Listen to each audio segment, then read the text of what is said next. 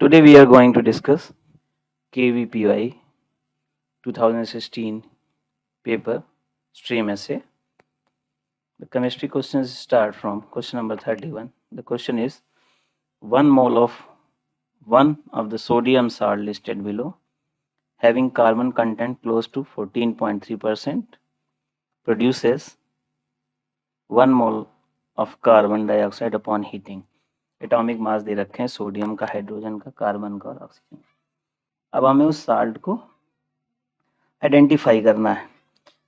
देखिए जितने भी साल्ट दे रखे हैं उसमें हमें हिंट ये है कि साल्ट का जब हम 1 मोल गर्म करते हैं तो जो कार्बन कंटेंट मिलता है कितना है 14.3%। सबके मोलर मास हमें पता है, तो हम इन सारे साल्ट्स में कार्बन कंटेंट निकाल सकते हैं। फिर देख लेंगे जिसका 14.3% आ रहा होगा वो ये सही आंसर, उससे हमें पता चल जाएगा।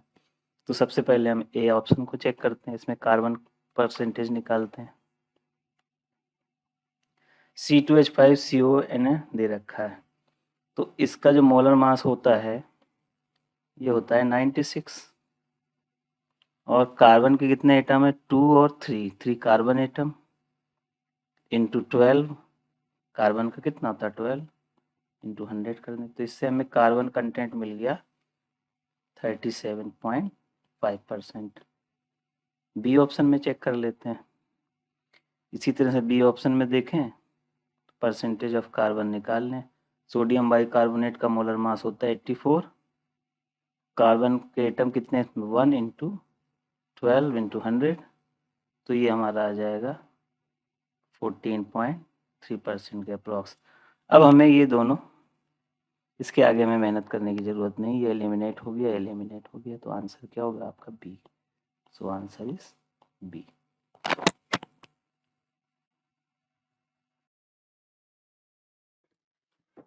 क्वेश्चन नंबर 37 देखते हैं। LiOH reacts with CO2 to form Li2CO3. Atomic mass lithium का दे रखा है। The amount of CO2 consumed by 1 gram of LiOH is closest to. 4 options दे रखे हैं। चलिए देखते हैं कैसे होगा। सबसे पहले तो हमें रिएक्शन पता होनी चाहिए, तो रिएक्शन होगी लिथियम हाइड्रोक्साइड रिएक्ट किससे कर रहा है CO2 से, और बता भी रहा क्या बनेगा Li2CO3, और हमारी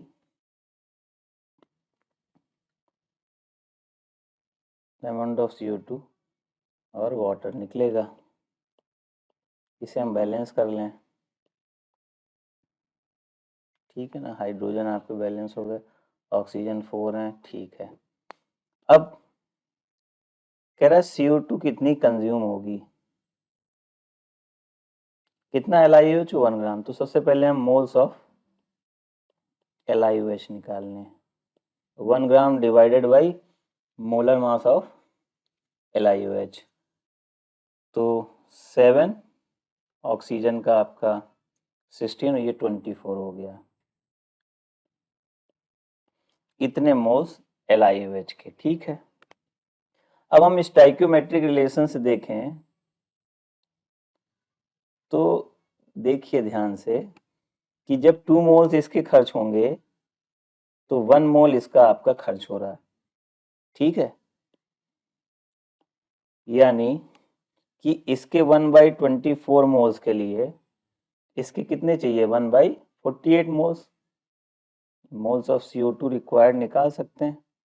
जब इसके 2 खर्च हो रहे हैं तो इसके 1, जब इसके 1 खर्च होंगे तो इसके 1/2, जब इसके 1/24 खर्च होंगे तो CO2 के मोल कितने हो जाएंगे 1/48 मोल्स। इतने मोल्स हमें CO2 चाहिए। वेट ऑफ CO2 पूछ रहा है, तो मोल इनटू मोलर मास, तो ये आ गया आपका 0.916 ग्राम। तो कौन सा करेक्ट आंसर होगा A is our answer.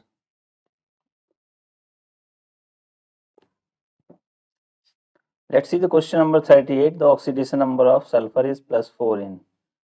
4 compound दे रखे हैं हमें, सल्फर की ऑक्सीडेशन स्टेट किसमें +4 होगी ये चेक करना है। चलिए 1 बाय 1 देख लेते हैं। ऑप्शन ए H2S में देखते हैं। H2S में 2 इंटू 1 सल्फर की एक्स मान लीजिए इक्वल टू 0, यहाँ से एक्स की वैल्यू क्या आ गई -2, ये तो हो नहीं सकता। CH2 में देख सकते हैं कार्बन की +4 into 1 plus 2x is equal to 0, यहाँ से भी x की -2 आ गई, ये भी नहीं हो सकता। सी ऑप्शन देखते हैं Na2SO4 2 into 1 plus x plus 4 into -2, इसे सॉल्व करेंगे x की वैल्यू क्या आ जाएगी +6। अब हमें टाइम बचाना, हमें इसके आगे चेक करने की जरूरत नहीं है। ऑप्शन हमारा क्या हो गया सी।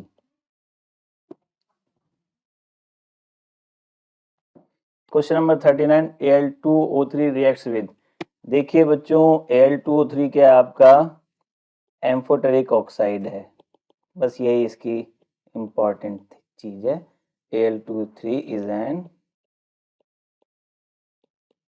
Amphoteric oxide. एम्फोटेरिक ऑक्साइड का मतलब क्या है कि एसिड से भी रिएक्शन कर सकता है और बेस से भी कर सकता है। Reacts with acid and base, तो सही ऑप्शन क्या होगा हमारा D. Question number 41 in A close vessel an ideal gas at 1 atm is heated from 27 degree centigrade to 327, the final pressure of gas will approximately be। बहुत easy question है। Closed vessel, यहाँ पे ध्यान देने वाली बात है, अगर क्लोज वेसल लिखा है इसका मतलब वॉल्यूम आपका क्या हो गया कांस्टेंट, वॉल्यूम इज कांस्टेंट, यानी P प्रोपोर्शनल क्या हो गया T। यानी अगर पहले प्रेशर 1 atm था तो टेम्परेचर कितना है 300 केल्विन। 27 डिग्री सेंटीग्रेड को हम क्या करेंगे कन्वर्ट कर लेते हैं, तो हमारा फार्मूला लगेगा P1T1 is equal to P2T2। यहाँ से P1 कितना है 1, P2 हमें निकालना है, ये हो गया 300 केल्विन डिवाइडेड बाय 600 केल्विन, यहाँ से P2 आपका कितना आ गया 2 atm, तो हमारा आंसर क्या होगा सी।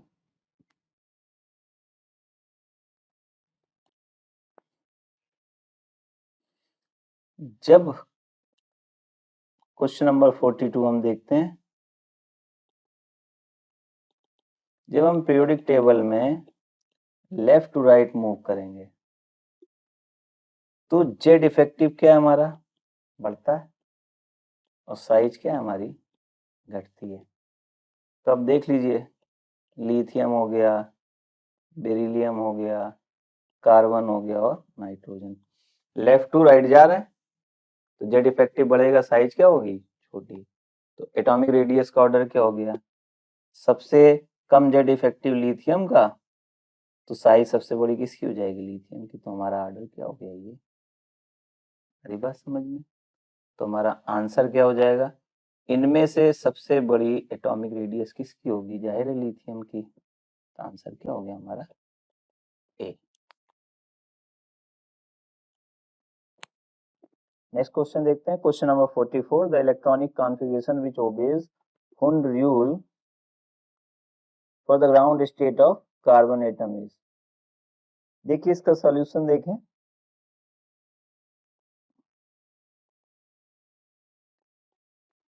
कार्बन का इलेक्ट्रॉनिक कॉन्फ़िगरेशन अगर हम लिखें, कार्बन का एटॉमिक नंबर कितना होता है 6, तो ये वो 1s2 2s2 2p2, अगर इसका ऑर्बिटल डायग्राम बनाए तो ये हुआ 1s, ये हुआ आपका 2s और ये हुआ आपका 2p। तो इन चारों ऑप्शन को अगर हम ध्यान से देखें तो 1s2, ये ए ऑप्शन चेक करते हैं, पहले दो भरे हुए हैं, इलेक्ट्रॉन सबसे पहले वहां भरते हैं जहाँ लोएस्ट एनर्जी होती है, सबसे लोएस्ट एनर्जी 1s की दिख रही है, फिर 2s फिर 2p, यानी पहले ही ऑप्शन सही है, हमारा आंसर क्या हो गया ए।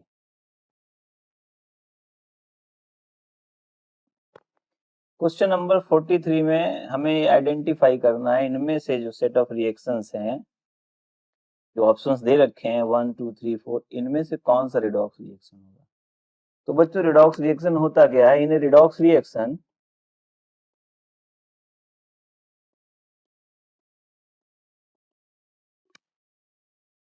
the oxidation and reduction takes place simultaneously।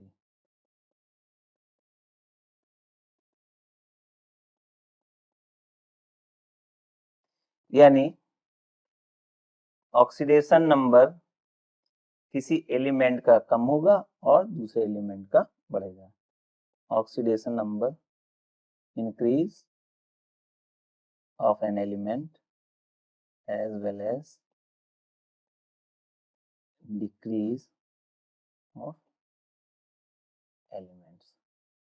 तो अगर हम इन रिएक्शंस को ध्यान से देखें तो हमें ये देखना है किसका ऑक्सीडेशन नंबर चेंज हो रहा है, ऑप्शन से ही चेक हो जाएगा। अब CdCl2 में यहाँ भी Cd का +2, यहाँ भी +2, K का यहाँ भी +1, यहाँ भी +1, Cl का -1, ऐसे BaCl2 में यहाँ भी +2, यहाँ भी +2, K का यहाँ भी +1, CaCO3 में Ca यहाँ भी +2 में, यहाँ भी +2 में, कार्बन यहाँ भी 4 में, यहाँ भी 4 में, यानी ना तो ये हो सकता, ना ये हो सकता, ना हो सकता। तो हमारा यहीं से एलिमिनेट हो गया। हमारा राइट आंसर क्या होगा, फोर्थ जो है वो हमारा क्या है, जो रिएक्शन दे रखी है वो रिडॉक्स रिएक्शन शो कर रही है। अब इसे यहाँ चेक भी करा देते हैं हम आपको। देखिए फोर्थ ऑप्शन, ये रहा 2Ca, यहाँ इसकी ऑक्सीडेशन स्टेट, मैं दूसरा कलर यूज कर ले रहा हूँ। एलिमेंटल स्टेट है तो क्या होगी, 0। उसके बाद O2 की, O2 भी एलिमेंटल स्टेट में है, आपने नेचुरल स्टेट में, यहाँ भी इसकी ऑक्सीडेशन नंबर क्या है, 0। अब ये बन क्या रहा है आपका 2CaO। अब देखिए यहाँ पे O की क्या है, -2 ऑक्सीडेशन स्टेट, और यहाँ इसकी क्या है, +2, यानी Ca की 0 से +2 बढ़ी, ऑक्सीजन से 0 से -2 घट गई। तो ये जो ऑप्शन है आपका फोर्थ, ये हमारा सही होगा। तो ABCD में हमें चूज करना है, तो हमारा आंसर क्या हो जाएगा, डी। नेक्स्ट क्वेश्चन देखते हैं, question number 45, the graph that depicts Einstein photoelectric effect for a monochromatic source of frequency above the threshold frequency is. हमें सही ग्राफ आइडेंटिफाई करना है। आइडेंटिफाई करने के लिए हमें बेसिक क्लियर होना चाहिए। क्वेश्चन फोटो इलेक्ट्रिक इफेक्ट का है। क्वेश्चन में हमें ये देखना है कौन सा ग्राफ सही है, किसके किसके बीच दे रखा है फोटो इलेक्ट्रिक करंट और इंटेंसिटी ऑफ रेडिएशन के लिए। तो सबसे बेसिक चीज है, उसे समझें हम, कि जो फोटो इलेक्ट्रिक इफेक्ट में जो फोटो करंट होता है आईपी, वो प्रोपोर्शनल होता है इंटेंसिटी के, यानी जितनी इंटेंसिटी ज्यादा होगी सोर्स की या रेडिएशन की, उससे हमें उतना ही करंट ज्यादा मिलेगा। तो आप चाहे तो कि स्टेटमेंट में बोल देता हूं, मैं लिख भी देता हूं, photo current absorb photo current absorb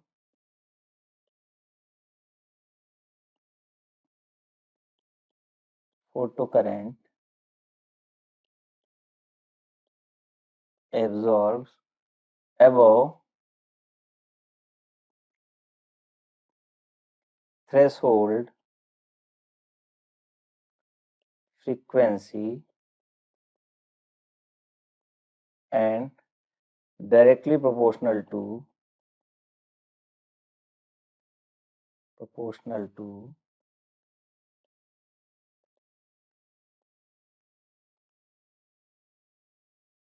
intensity of incoming radiation।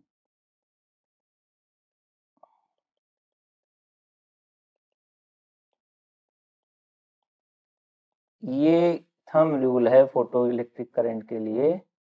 ये आपको हमेशा याद रहना चाहिए, दो चीज़ों पे डिपेंड करता है।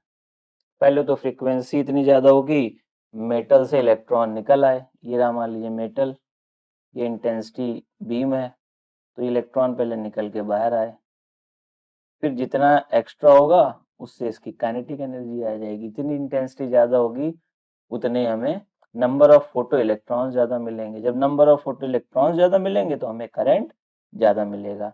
तो अगर हम ध्यान से ए बी सी ऑप्शन देखें तो ए ऑप्शन हमारा गलत हो गया, बी भी गलत है, क्योंकि हमें स्ट्रेट कर्व मिलना चाहिए, है ना। अगर वाई एक्सिस पे आईपी ले लें, हम एक्स एक्सिस पे इंटेंसिटी ऑफ रेडिएशन ले लें, तो हमारा स्ट्रेट लाइन आना चाहिए, तो हमारा आंसर क्या होगा, सी। करेक्ट आंसर इज सी।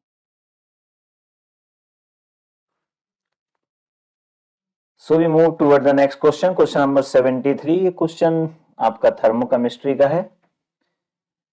इसमें आपको 3 रिएक्शंस गिवन है और जो डिजायर्ड रिएक्शन है उसके लिए पूछ रहा है कि कितना एंथैल्पी चेंज होगा। थर्मोकेमिस्ट्री बहुत इंपॉर्टेंट टॉपिक है, हर साल इस पे सवाल आते हैं। अब जरा देखिए ध्यान से, हमें रिएक्शंस क्या क्या दे रखी हैं, क्वेश्चन देख लिया आपने। NO plus O3 gives NO2 plus O2 और एंथैल्पी चेंज कितना, एक्सोथर्मिक रिएक्शन है। क्यों एक्सोथर्मिक, क्योंकि डेल्टा एच क्या हमारा नेगेटिव में, O3 से 3/2 O2 बन रहा है, डेल एच कितना दे रखा है, -142.3 किलो जूल, और O2 से 2O बन रहा है, उसका डेल्टा एच दे रखा है 495 किलो जूल पर मोल। डेल्टा एच पॉजिटिव है, that means it's an endothermic reaction. अब ये जो रिएक्शन है इसके लिए वो टोटल एंथैल्पी चेंज पूछ रहा है। चलिए इसको करते हैं, लेट्स सी। ये हमें फोकस करना पड़ता है जिस रिएक्शन के लिए वो पूछ रहा है। देखिए किस रिएक्शन के लिए पूछ रहा है, NO gas plus O gas gives NO2 gas, इस रिएक्शन के लिए पूछ रहा है हमसे। अब हमें गिवन रिएक्शन से ये देखना होता है कि ये डिजायर्ड रिएक्शन कैसे मिलेगी। तो देखिए अगर हमें राइट हैंड साइड पे क्या चाहिए, NO चाहिए। इस रिएक्शन में अगर देखें तो राइट हैंड साइड में क्या है, NO दिख रहा है हमें, और ऑक्सीजन चाहिए। ऑक्सीजन हमें कहाँ दिख रही है, यहाँ दिख रही है, यानी इस रिएक्शन को यूज करेंगे और ये O2 हमारे कैंसिल आउट हो जाएंगे। तो जो हमारी डिजायर्ड रिएक्शन है डेल एच फॉर एबो रिएक्शन, तो हम जो हमारी गिवन रिएक्शन है हम मान लेते हैं ये रिएक्शन हमारी फर्स्ट है, ये सेकंड है और ये थर्ड रिएक्शन है। तो हम क्या करेंगे, इस रिएक्शन के लिए अगर ध्यान से देखें तो पहली रिएक्शन से सेकेंड रिएक्शन को घटा दें और थर्ड रिएक्शन को बाई 2 कर दें, तो हमें जो रिएक्शन मिल जाएगी जो पूछी है। किसके लिए पूछी है, we will get NO gas plus O gas gives NO2 gas. तो हम मान लेते हैं इसके लिए डेल एच 4 है, 1 के लिए del H 1 minus del H 2, third reaction के लिए डेल एच 3 बाई 2 कर दें। अब ये वैल्यूज दे रखी, डेल्टा एच 1 कितना दे रखा है 198.9 माइनस -142.3 माइनस डेल एच 3 कितना दे रखा है पॉजिटिव का 495/2। इसे हम सॉल्व कर लें, ये देखिए वैल्यूज दे रखी हैं, दिख रही है। तो हमारा जो डेल एच आ जाएगा गिवन रिएक्शन के लिए वो आएगा माइनस का 304.1 किलो जूल पर मोल। अब हम आंसर देख लेते हैं, और तो हमारा आंसर क्या है, so our answer is A. Let's see the question number 74. It is a bit good question. Let's see what question is. 1.85 gram sample of arsenic containing pesticide, एक पेस्टिसाइड है उसका सैंपल कितना लिया है 1.85 ग्राम, उसके अंदर आर्सेनिक है, was chemically converted to ASO4 -3, इसमें कन्वर्ट कर दिया, आर्सेनिक का मोलर मास दे रखा है। अब ये कन्वर्ट होने के बाद उसका टाइट्रेशन किससे कराया Pb+2 से, तो हमें फाइनल प्रोडक्ट मिला Pb3ASO4 का होल ट्वाइस। ठीक है, इफ 20 ml ऑफ Pb+2 कितना यूज हुआ 20 ml of 0.1 molar Pb+2 is required to reach the equivalence point. The mass percentage of arsenic in the pesticide sample is closest to. चलिए, it's a good question. देखिए equivalent point पे क्या होता है N1V1 is equal to N2V2। देखिए पहले एक normal सा समझते हैं, ये मान लीजिए आपका सैंपल है 1.85 ग्राम, ये है सैंपल, इसके अंदर कुछ आर्सेनिक है, ये कन्वर्ट हुआ ASO4 -3, फिर इसको टाइट्रेशन कराया Pb+2, कितना हमें लगा 20 ml 0.1 m, तो हमें फाइनल प्रोडक्ट का मिल गया Pb3ASO4 का होल ट्वाइस। पूछ क्या रहा है, पूछ रहा मास परसेंटेज ऑफ आर्सेनिक, पूछ रहा, इतनी बात आ गई समझ में। चलिए करते हैं इस सवाल को।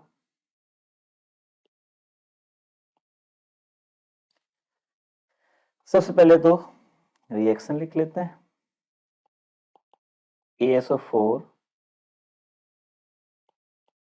-3 की रिएक्शन किससे कराई थी Pb+2 से, हमारा बना क्या Pb3ASO4 का होल ट्वाइस। इसे हम बैलेंस कर लें, इतनी बात आ रही समझ में। और आर्सेनिक से सैंपल से हमें क्या मिला था ASO4 का, ये दो चीजें क्लियर हो रही हैं। अब इस रिएक्शन को देखिए ध्यान से, जो moles of ASO4 -3 divided by stoichiometry coefficient, moles of Pb+2 भाई, जब इसके 2 खर्च होते हैं तो इसके कितने होते हैं 3, जब इसके 1 खर्च होंगे इसके कितने होंगे 3/2। अगर समझने में दिक्कत आ रही तो ऐसे समझ लीजिए, देखिए जब इसके 2 खर्च हो रहे हैं इसके 3, तो NPb+2 कितना आ जाएगा 3/2 ASO4 होगा कि नहीं। इसके जब 2 मोल्स खर्च होते हैं तो इसके कितने खर्च होते हैं 3, इसके अगर 1 खर्च होंगे इसके कितने होंगे 3/2। तो यहाँ से देखिए मोल्स ऑफ Pb+2 कितने आ रहे हैं 3/2 ASO4। बस लिखने का तरीका है, परेशान होने की जरूरत नहीं है। तो हमें एक चीज तो बिल्कुल समझ में आ रही कि हमें आर्सेनियम ऑक्साइड के मोल्स निकालने हैं। चलिए करते हैं, तो मोल्स ऑफ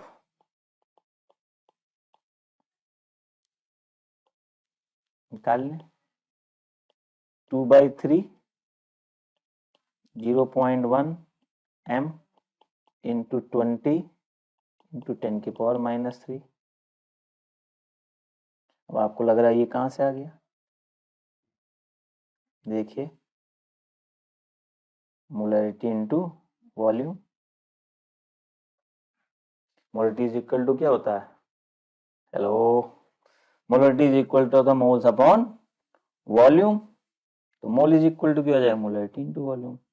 चलिए यहाँ लिख देते हैं molarity is equal two moles upon volume, तो मोल इज इक्वल टू, अब ठीक है, तो ये आ गया आपका mole is equal to molarity into volume. तो इसे हम सॉल्व कर लें,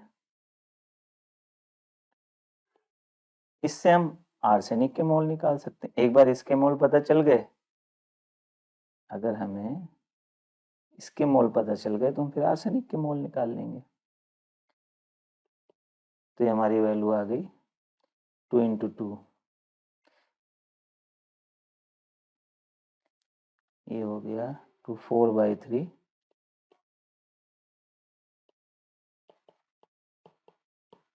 और -3 मोल। इसके मोल पता चल गए, उसमें जितने मोल इसके होंगे उतने ही मोल आर्सेनिक के होंगे, तो मोल्स ऑफ आर्सेनिक पता चल गए हमें 4/3 × 10⁻³ मोल। सिंपल है, दिक्कत हो रही तो फिर अलग से समझा देते हैं।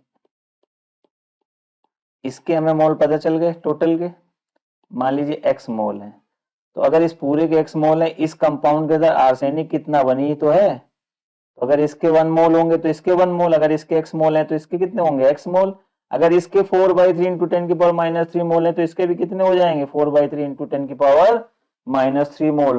तो हम वेट निकाल सकते हैं, weight of arsenic 4/3 × 10⁻³ mole into molar mass कितना है 74.9, इतनी, इसे हम सॉल्व करेंगे तो ये हमारा आ जाएगा 0.9986। परसेंटेज निकालना है सैंपल के अंदर, तो हो गया 0.9986 डिवाइडेड 1.85 इंटू 100, हमारा परसेंटेज कितना आ गया 5.4%। तो हमारा आंसर क्या होगा सी, और आंसर इज सी।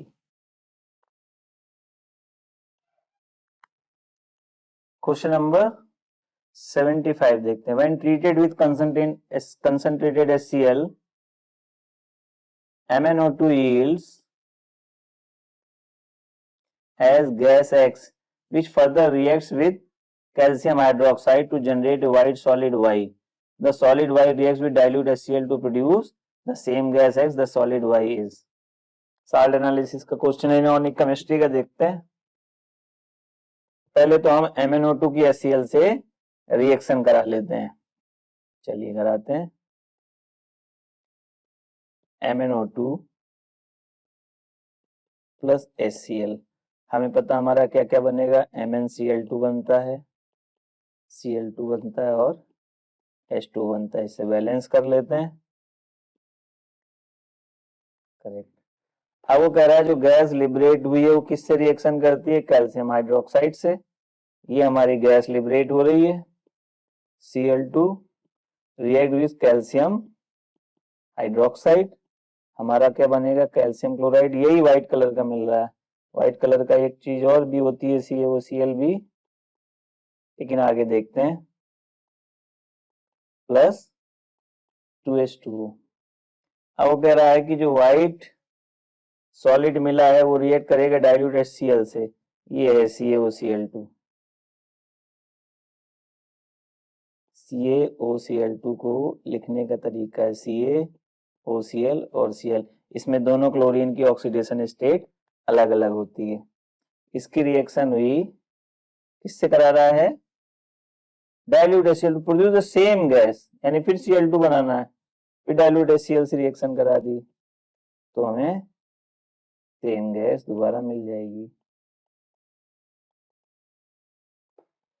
ठीक है, तो ये हमारा ओवरऑल क्वेश्चन हो गया। हमें क्या करना था, सॉलिड वाई पता करना था। ये जो सॉलिड वाई है, वाई की रिएक्शन कराई ना, ये हो गया वाई आपका, तो आंसर क्या हो गया सी। क्वेश्चन नंबर 75 के साथ ही 2016 के ऐसे स्ट्रीम के हो गए। अब हम आगे नेक्स्ट ईयर के क्वेश्चंस को देखें।